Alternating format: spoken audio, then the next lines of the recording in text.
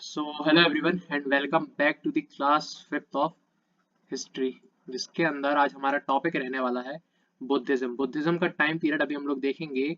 जो बुद्धिज्म के real founder होते हैं, रियल फाउंडर, वो कौन होते हैं? तो वो होते हैं गौतम बुद्ध।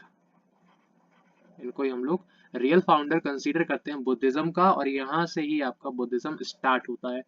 बिना देरी करे आपसे एक ही निवेदन है कि ये वीडियो एसएससी और यूपीएससी के लिए बेनिफिशियल रहने वाला है, तो अगर आप इन चीज़ों के एस्पिरेंट हैं तो कृपया लास्ट तक बने रहिए।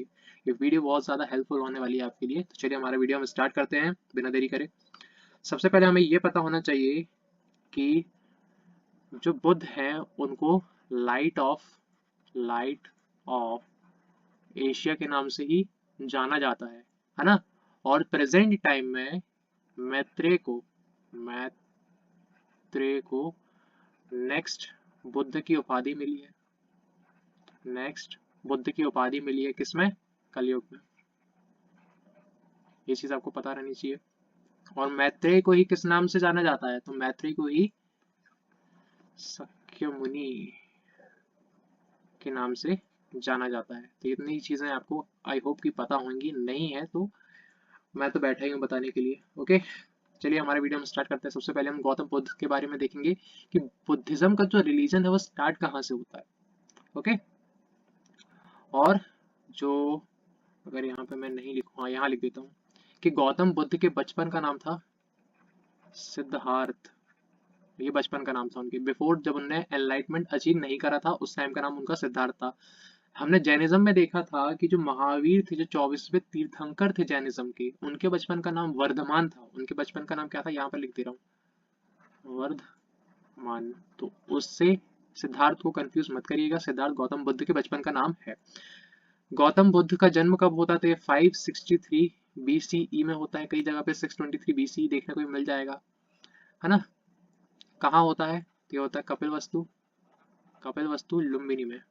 और लुम्बिनी आपका कहाँ पे आता है? तो ये आता है आपका नेपाल में।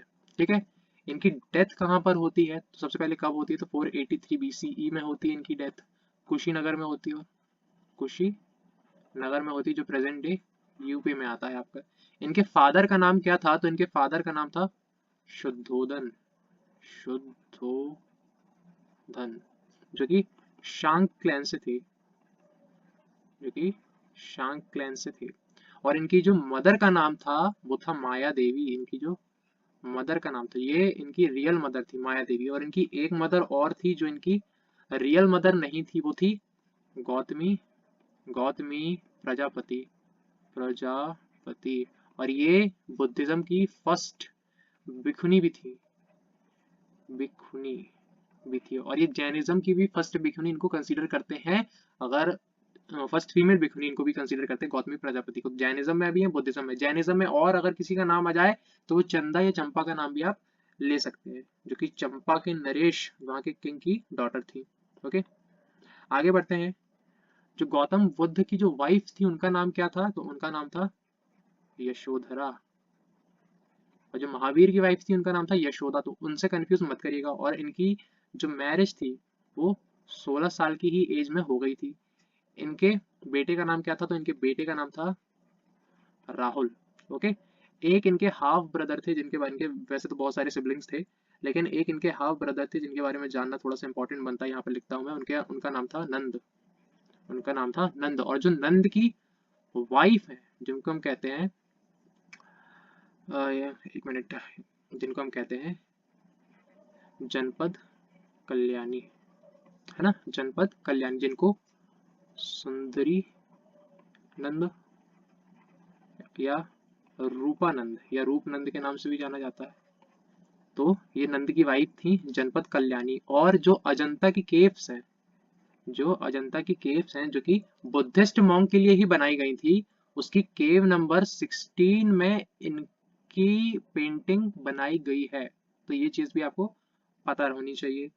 जो गौतम बुद्ध को एनलाइटमेंट कब हुआ था या निर्वाण कब प्राप्त हुआ था? तो एक चीज आप अभी ध्यान रखेंगे कि निर्वाण का मतलब बुद्धिज्म में एनलाइटमेंट होता है, जैनिज्म में उसका मतलब कुछ और था। मैं वहां पढ़ा चुका हूँ, आप जाके वीडियो देख सकते हैं। ठीक है, निर्वाण या एनलाइटमेंट कब हुआ था इनको? तो सबसे पहले 35 साल की एज में हुआ था। इन्होंने अपना घर 29 की एज में छोड़ा था और उसके 6 साल बाद 35 ईयर्स की एज में इनको निर्वाण प्राप्त हुआ था। कितने साल लगे थे? 6 साल लगे थे। कहाँ हुआ था? तो ये हुआ था उरुवेला में। उरुवेला में, जो कि बोध गया में, बोध गया में है।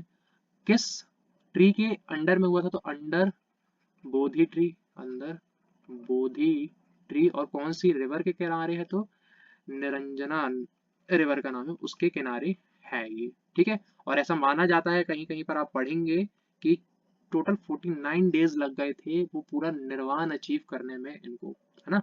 और ये डे कौन सा था? तो ये पूर्णिमा की रात, पूर्णिमा की रात थी। तो ये चीज आपको सब पता होना चाहिए। जो इन्होंने फर्स्ट सरमन दिया था अपना, वो सारनाथ यूपी में दिया था। सारनाथ यूपी में दिया था, ऋषिपट्टनम वाराणसी में। यहाँ लिख देता हूँ, ऋषिपट्टनम कहाँ है? वाराणसी, यहाँ पे दिया था। और किस लैंग्वेज में दिया था? तो लैंग्वेज पता होनी चाहिए आपको कि ये जो लैंग्वेज थी ये पाली लैंग्वेज थी। तो इतना आपको पता होना चाहिए। और इनके जो पर्सनल फिजिशियन थे, पर्सनल डॉक्टर कह लें, वो कौन थे? वो थे जीवक, वो थे जीवक। तो इतनी चीजें आपको सिद्धार्थ यानी कि जिन्होंने एनलाइटमेंट अचीव करके उनका नाम गौतम बुद्ध हो गया, उनके रिगार्डिंग आपको याद रखनी है। ओके, आगे बढ़ते हैं। तो क्या हुआ था जब ये 29 की एज में थे, 29 की एज में थे जब इन्होंने अपना घर छोड़ दिया था। हमने पढ़ा था कि जो महावीर थे जैनिज्म के 24वें तीर्थंकर, उन्होंने घर छोड़ा था तब उनकी एज 30 थी। लेकिन इन्होंने सिद्धार्थ गौतम ने 29 की एज में अपना घर छोड़ा था। और ये कहाँ गए थे? कपिल वस्तु गए थे।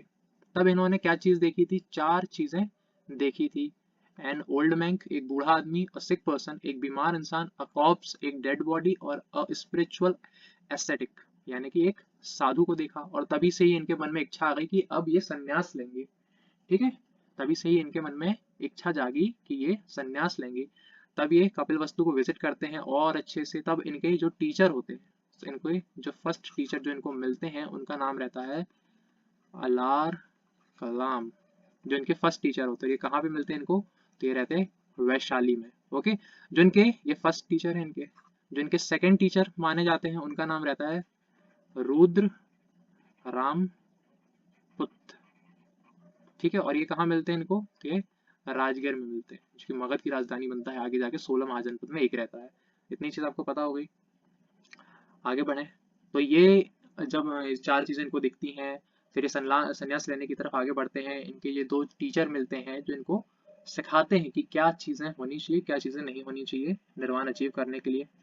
आगे बढ़ते हैं।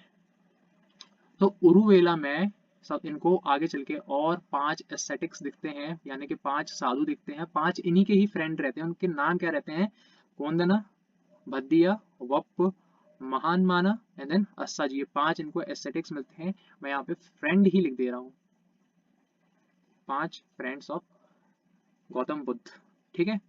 अब आपको एक चीज पता होनी चाहिए कि बुद्धिज्म में जब गौतम जो बुद्ध रहे, जो गौतम बुद्ध रहे जिनके बचपन का नाम सिद्धार्थ था, जब वो बोर्न हुए थे, पैदा हुए थे, तो उसको कुछ सिंबल से हम रिप्रेजेंट करते हैं। तो उनके बर्थ को हम लोटस से रिप्रेजेंट करते हैं। जब उन्होंने अपना घर छोड़ा था, रिनंसिएशन करा था, तो उसको हम हॉर्स से रिप्रेजेंट करते हैं। और इस चीज को बोलते क्या है? तो इस चीज को बोलते हैं महाअभिनिष्क्रमण। ठीक है। और जब उनको एनलाइटमेंट अचीव हुआ था, यानी कि निर्वाण अचीव हुआ था, उसको हम बोधि ट्री से रिप्रेजेंट करते हैं।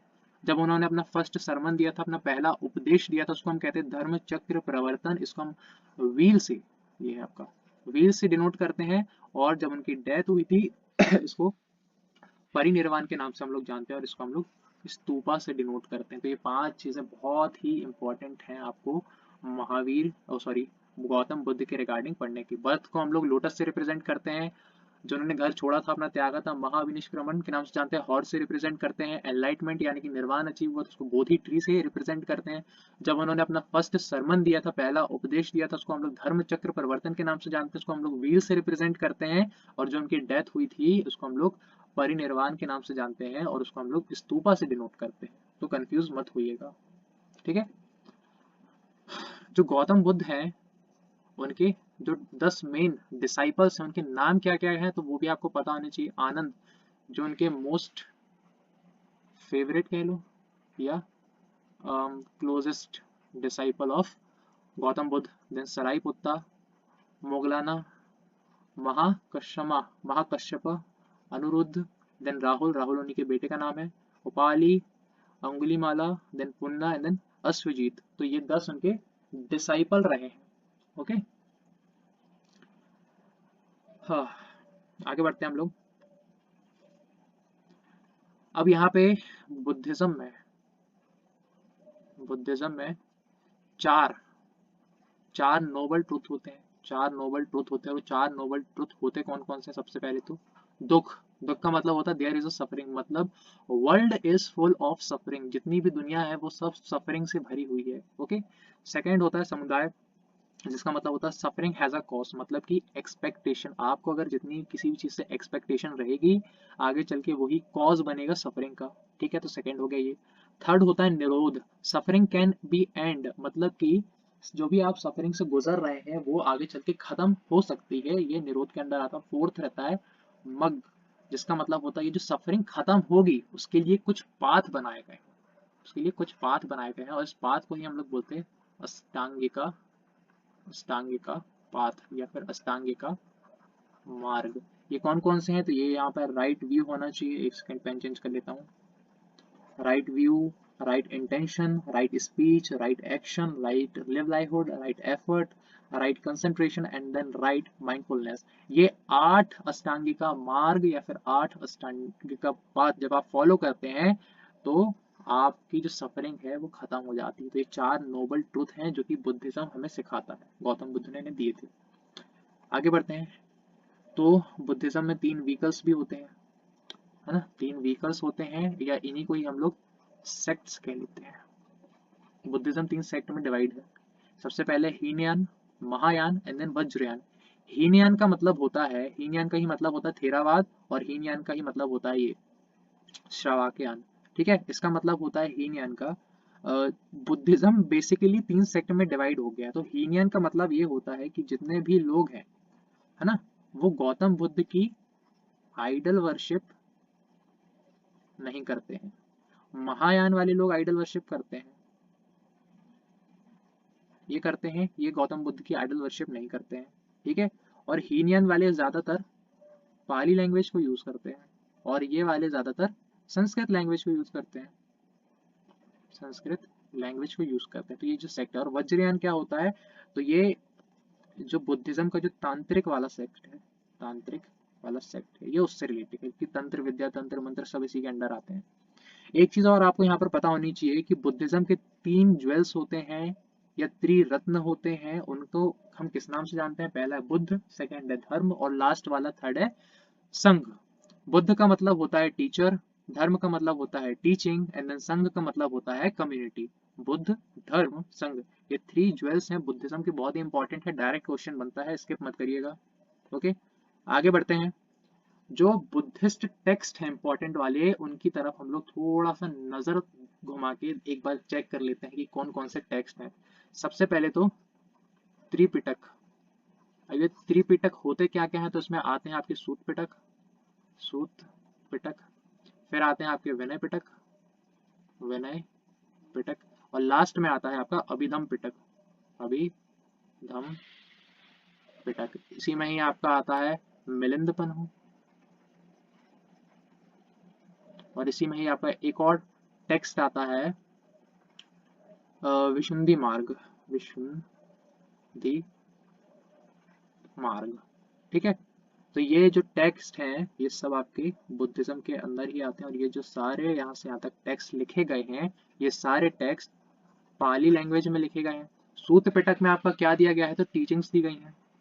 सूत पिटक में टीचिंग्स दी गई हैं। विनय पिटक में आपकी जो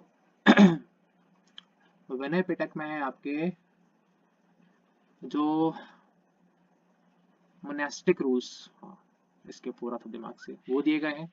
अभिधम पिटक में ही आपके दिए गए हैं इंटरप्रिटेशन, इंटरप्रिटेशन ऑफ सूत पिटक, और मिलिंद पनोहो में डायलॉग दिए गए हैं। किसके बीच के डायलॉग दिए गए हैं? ये जो मियंडर है, जिसको हम हिंदी में मिलिंद कहते हैं, और जो नागसेन है, उनके बीच में। बेसिकली इसमें ये बताया गया है कि मिलिंद नागसेन से क्वेश्चन करते हैं और फिर वो इतना अच्छे से जवाब देते हैं कि जो मिलिंद है या जो ग्रीक जो रूलर है मियंडर, ये सेम ही है, वो आगे जाके बुद्धिज्म को अपना लेते हैं।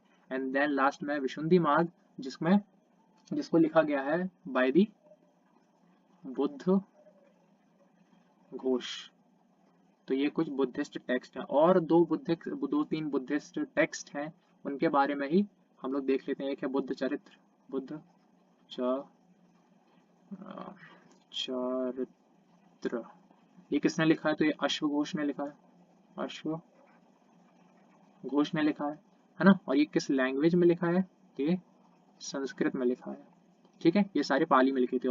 और जो जातक टेल्स हैं, है ना, वो भी आपकी बुद्धिस्ट टेक्स्ट से ही रिलेटेड है। इसमें जो गौतम बुद्ध है उनके प्रीवियस बर्थ के बारे में बताया गया है, सब संस्कृत और विद डायग्राम्स की हेल्प से दिखाए गए हैं, अजंता केव्स में दिखाए गए हैं, ठीक है। तो ये इंपॉर्टेंट टेक्स्ट हो गए यहाँ पर। अब जो इम्पोर्टेंट काउंसिल है बुद्धिस्ट, 4 है टोटल, चारों के बारे में लगातार क्वेश्चन बनता है, कहीं से भी उठा के क्वेश्चन बना देगा, चारों पता होने चाहिए। जो फर्स्ट बुद्धिस्ट काउंसिल हुई थी, है ना, वो कब हुई थी? तो 486 बीसी या 483 बीसी, दोनों को आप दिमाग में रख के चलिएगा, में हुई थी। जो सेकेंड बुद्धिस्ट काउंसिल है वो 383 बीसी, जस्ट 100 साल बाद हुई थी। जो थर्ड काउंसिल है वो रफली 250 बीसी में हुई थी। और जो लास्ट एंड द फोर्थ जो फोर्थ काउंसिल है वो फर्स्ट सेंचुरी एडी में हुई थी, रफली 98 एडी, कहीं कहीं पर आपको 72 एडी देखने को भी मिल जाएगा। बस आपको इतना याद रखना है, फर्स्ट सेंचुरी में हुई थी, फिर आप ऑप्शन के थ्रू भी जा सकते हैं। जो फर्स्ट काउंसिल हुई थी उसको पैट्रोनेज बाय दी अजातशत्रु, जो कि हरंका डायनेस्टी के थे। सेकेंड काउंसिल के टाइम पे किसने करी थी? जो राजा थे कालाशोक, जो कि शुशनाग डायनेस्टी के थे। थर्ड काउंसिल में अशोक राजा थे। और फोर्थ काउंसिल में कनिष्क, जो कि कुषाण डायनेस्टी के बहुत ही पावरफुल रूलर थे, उन्होंने पैटर्नेज करी थी। अशोक एक बहुत बड़ा नाम आता है कि बुद्धिज्म के, जिन्होंने बुद्धिज्म को फॉलो करा था, है ना, after the battle of Kalinga. प्रिसाइड देख लेते हैं। जो फर्स्ट काउंसिल है उसको महाकश्यप उपाली ने प्रिसाइड किया था, सेकेंड को सारवाकमी ने, थर्ड को मोगलीपुत्र तीस्ता ने, एंड देन लास्ट फोर्थ को वासुमित्र ने प्रिसाइड किया था। जो फर्स्ट वाली है ये इंपॉर्टेंट बनती है, प्लेस बहुत इंपॉर्टेंट बनती है। जो फर्स्ट वाली काउंसिल है वो राजगृह में हुई थी, सेकंड वैशाली में हुई थी, थर्ड पाटलिपुत्र में हुई थी, लास्ट वाली फोर्थ कश्मीर में हुई थी। और एक चीज यहाँ पर और इंपॉर्टेंट बनती है कि जो फर्स्ट वाली है काउंसिल, उसमें विनय पिटक और सूत पिटक का कंपाइलेशन हुआ था, विनय पिटक और सूत पिटक का कंपाइलेशन हुआ था ये। और थर्ड वाली में आपका अभिधम पिटक का कंपाइलेशन हुआ था। तो ये फर्स्ट में 2 के हुए थे और थर्ड में फिर लास्ट वाले का हुआ था। जो सेकेंड काउंसिल है आपकी डिवीज में जो संघ है ना, वो 2 चीजों में टूट गया था, थेराविदिन एंड देन महासंघिका, ये 2 में टूटा था। और लास्ट वाली जो फोर्थ काउंसिल है उसमें भी 2 सेक्ट में टूटा था, जिसको हम लोग अभी पढ़ के आ रहे हैं, हीनयान और महायान। तो ये 4 काउंसिल है, आपको 4 काउंसिल अच्छे से याद रखनी है। ओके, तो अब आगे बढ़ते हैं हम लोग। अब ये क्या है? स्तूपा है, सांची स्तूपा है। हमें पता है, अभी हमने पहले पढ़ा कि बुद्ध की जो डेथ हुई थी उसको हम लोग स्तूपा के नाम से जानते हैं, है ना, उनकी डेथ को हम लोग स्तूपा के नाम से जानते हैं। तो उसके बारे में हम लोग अभी पढ़ेंगे, जिसको हम लोग महापरिनिर्वाण के नाम से भी जानते हैं, ठीक है। अब ये जो स्तूपा है, इसके इतने सारे पार्ट्स हैं, इसके इतने सारे पार्ट्स को बोलते क्या क्या है वो भी थोड़ा हम लोग देख लेते थे। जो ऊपर लगा है इसको हम लोग बोलते हैं छत्र, इसको हम लोग बोलते हैं छत्र। ये जो डंडी लगी है जिससे कि सारे वो छत्र खड़ा है, इसको बोलते हैं यष्टि, इसको बोलते हैं यष्टि, ठीक है, ये यष्टि। फिर ये जो लगा है चौकोर चौकोर, इसको बोलते हैं हम लोग हर्मिका, इसको बोलते हैं हम लोग हर्मिका।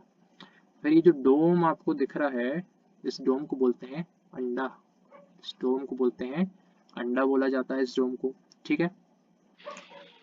ये जो आपको रेलिंग दिख रही है, ये जो आपको रेलिंग दिख रही है, इसको बोलते हैं वेदिका, इसको बोलते हैं वेदिका, ठीक है। और उस रेलिंग के अंदर जो ये चलेगा, ऐसे चल के आएगा, ये जो पाथ है, ये जो पाथ है, इस पाथ को बोलते हैं मेदिका, इस पाथ को बोलते हैं हम लोग मेदिका, या मेधी लिख लीजिए, मेधी बोला जाता है इस पाथ को। तो आपको इतना पता होना चाहिए, ठीक है। और ये जो गेट लगा है ना, ये जो गेट लगा है, इस गेट को क्या बोलते हैं? तो इस गेट को बोलते हैं हम लोग तोराना, इस गेट को हम लोग बोलते हैं तुराना। और ये जो तुराना होते थे यार, जो गेटवेज होते थे, गेटवेज ये टोटल होते कितने थे? 4 होते थे। एक यहाँ है, एक यहाँ लगा रहेगा, एक यहाँ और एक पीछे लगा रहेगा। तो ये पूरा स्तूपा का स्ट्रक्चर होता था और इनके पार्ट्स को बोला क्या जाता था, ये सब मैंने बता दिया। इसी सांची के स्तूप में एक फेस्टिवल होता है, चैत्यागिरी विहार फेस्टिवल, जो कि गौतम बुद्ध के 2 डिसाइपलों को डेडिकेटेड होता है। ओके, चलिए आगे बढ़ते हैं हम लोग। अब यहाँ पे कुछ स्तूपा हैं। अब हम स्तूपा के बारे में पढ़े हैं तो कुछ इंपॉर्टेंट स्तूपा हैं इंडिया में, उनके बारे में भी हम लोग देखते हैं। सबसे पहले तो महाबोधि स्तूपा है। कहाँ पर है? बोध गया बिहार में, है ना। यहाँ पर ही बुद्ध ने क्या अटेंड करा था? Enlightenment under the Bodhi tree, इसलिए इंपॉर्टेंट बनता है। फिर आता है हमारा धामेक स्तूपा, जो कि कहाँ पर है? सारनाथ यूपी में है। ये इधर पे बुद्ध का फर्स्ट सरमन हुआ था और ये थोड़ा सिलेंड्रिकल टाइप का स्तूपा है, धामेक स्तूपा। ओके, देन आता है चौकंडी स्तूपा, सारनाथ यूपी में है। बरहुत स्तूपा एमपी में है और इसमें आपकी सिद्धार्थ की बचपन की जातक टेल्स के बारे में दिया गया है, जिसको शुंग डायनेस्टी के टाइम पे बनवाया गया था। देन पिपरावा यूपी में है ना। धर्मराजिक कष्टकूप कहाँ पर है? आपकी तक्षशिला में है। बावीकोंडा स्तूपा आंध्र प्रदेश में है। अनिमेश लोचा कहाँ पर है? बोध गया में है। सांची स्तूपा कहाँ पर है? मध्य प्रदेश में। One of the oldest and most famous stupas commission by the emperor Ashoka, इसलिए बहुत इंपॉर्टेंट बनता है। ओल्डेस्ट भी है और अशोक ने बनवाया था। शांति स्तूपा कहाँ पर है? लेह लद्दाख में है। A symbol of peace build by the Japanese ने बनवाया था शांति स्तूपा को।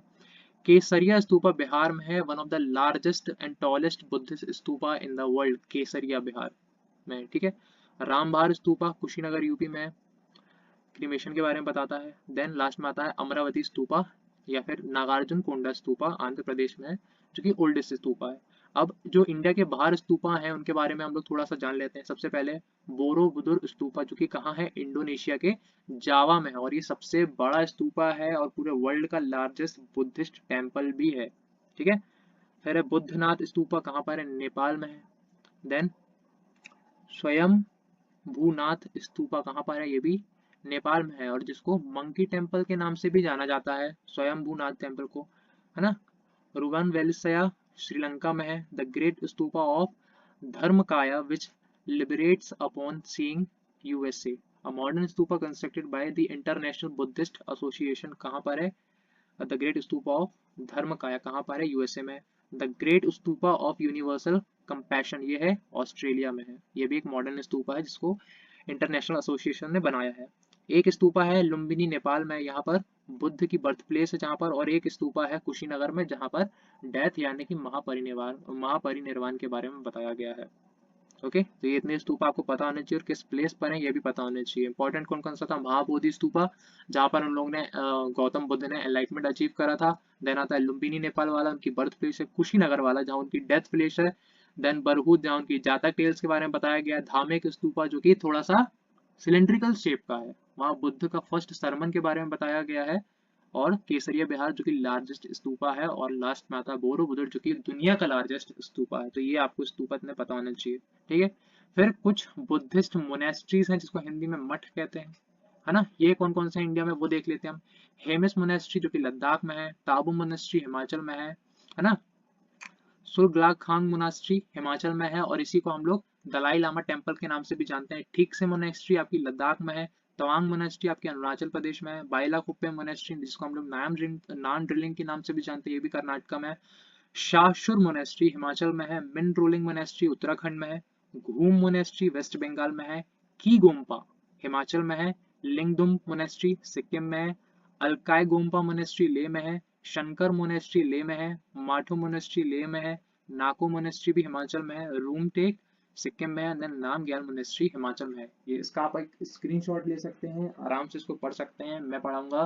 बेसिकली इसमें सिर्फ याद करने वाला सेक्शन है, इसलिए इसमें कुछ ज्यादा डीप में नहीं खींचेंगे। ओके, फिर 2 प्लेस होती हैं बुद्धिस्ट के रिगार्डिंग, एक होती है चैत्य, एक होती है विहार। चैत्य और बिहार में डिफरेंस क्या होती है? तो बिहार क्या होती है या विहार क्या होता है? तो ये place to live of Buddhist monk, यहाँ पर जो मॉन्क रहते हैं वो रहते हैं। और चैत्य में क्या करते हैं लोग? प्रेयर करते हैं। प्लेस ऑफ प्रेयर, है ना। कौन करता है? मॉन्क लोग यहाँ पर प्रेयर करते हैं। एक चीज और होती है बुद्धिस्ट में जिसको हम कहते हैं पति मोक्ष। इस पति मोक्ष का मतलब होता है मोनेस्टिक रूल्स। हमने जब त्रिपिटक देखे थे, सूत्र पिटक, विनय पिटक और अभिधम पिटक, उसका जो विनय पिटक था वो भी मोनेस्टिक रूल्स के बारे में बात कर रहा था, इसलिए जो पति मोक्ष है वो विनय पिटक के ही अंडर लाई करता है, ये भी आप कंसीडर करके चलेंगे, है ना। और यहाँ पर मैं एक चीज और बताना चाहूंगा कि जितने भी आपके जो बुद्धिस्ट स्टैचू हैं, जितने भी आपके जो भी बुद्धिस्ट स्टैचू हैं, वो मैक्सिमम गंधार या फिर गंधर शैली स्टाइल में बने हुए हैं।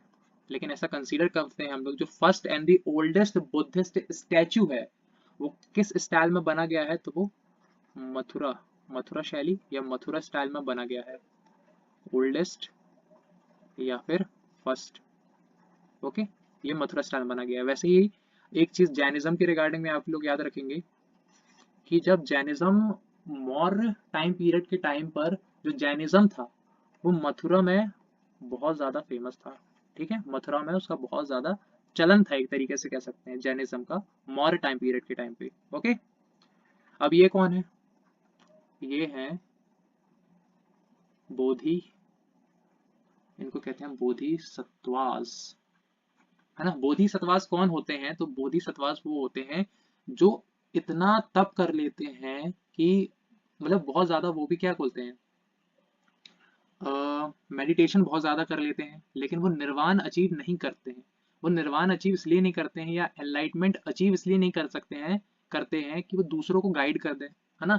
बहुत ज्यादा इन लोग मेडिटेशन करे हुए होते हैं, ऑलमोस्ट निर्वाण के अचीव होते हैं, लेकिन निर्वाण अचीव नहीं करते हैं, एनलाइटमेंट अचीव नहीं करते हैं, क्योंकि ये दूसरों को गाइड करते हैं निर्वाण अचीव करने के लिए, तो इनको कहते हैं बोधिसत्व। और ये कौन से बोधिसत्व, इनका नाम क्या है, तो इनका नाम है बोधिसत्व पद्मपानी।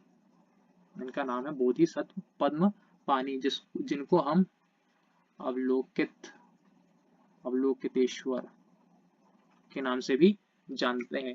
जो अजंता की केव है, अजंता की केव है, उसकी केव नंबर फर्स्ट में इनका ये पेंटिंग बनी हुई है वहां पर, और इनके हाथ में कमल का फूल यानी कि लोटस फ्लावर पकड़े हुए हैं, ऐसा दिखाया गया है। बोधिसत्व पद्मपानी, जिनको हम अवलोकितेश्वर के नाम से भी जानते हैं। तो इतनी चीजें कंसीडर करके चलिएगा कि बुद्धिज्म के रिगार्डिंग आपको पढ़नी, और यहाँ पर हमारी बुद्धिज्म की क्लास एंड होती है।